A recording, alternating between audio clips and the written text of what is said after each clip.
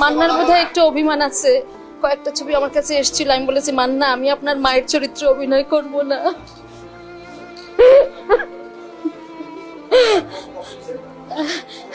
আমি বললাম যে এইবার আপনার ছবিতে আপনার মায়ের চরিত্রে অভিনয় করব। শেষ মুহূর্তে যে ছবিটা আমার সঙ্গে করেছে, রাত 11টা পর্যন্ত শুটিং করেছি দুজন একসঙ্গে। রাত 11:30টায় ও আর আমি একসঙ্গে বেরিয়েছি 7 নম্বর ফ্লোর থেকে। আমাকে বলেছে যে বড় ভাই আমি আসি। আমি বলছি আসো, সকালে আবার দেখা হবে। আমি বলছি ঠিক আছে। ও গেছে বাড়ি, আমিও গেছি রাত্রি 11:30টার সময়। তাকে সকালে সে আর পাইনি।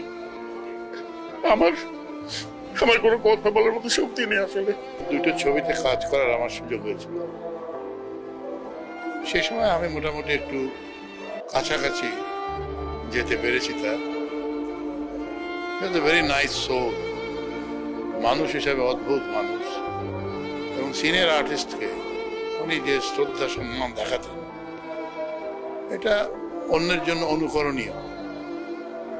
বেশ কিছুদিন পরে চলচ্চিত্র আগমন, একসঙ্গে অনেকগুলো ছবিতে কাজও করেছি। প্রাথমিক অবস্থায় আমি নিজে চেষ্টাও করেছি ওর জন্য। যখন প্রথম ওর সাহায্যের প্রয়োজন ছিল সেই সময়টা,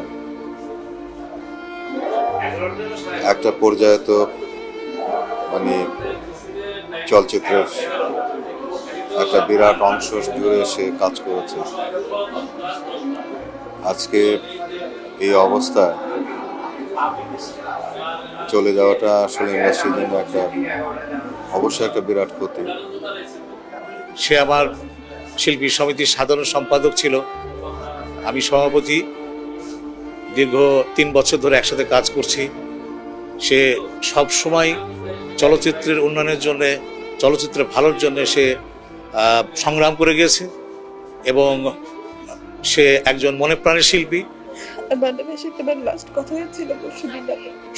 সে নিজে ফোন করেছিল একটা ছবি শিডিউল দেওয়ার জন্য। চাষিবার একটা ছবি করতে পারেনি, এই জন্য খুব আফসোস করলো। মান্না নেই ফিল্মে, এটা আমার ব্যক্তিগতভাবে আমার, যেহেতু সে আমার কলেজ জীবনের বন্ধু, স্কুল জীবনের বন্ধু, আমার ব্যথাটা অন্য। আমার ব্যথাটা হচ্ছে যে আমার বাল্যকালের বন্ধু।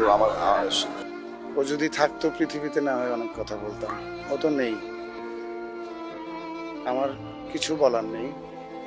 তবে এতটুকু জানি, এই পৃথিবীতে আমার যদি কোনো বন্ধু থেকে থাকে, মান্না আমার বেস্ট ফ্রেন্ড।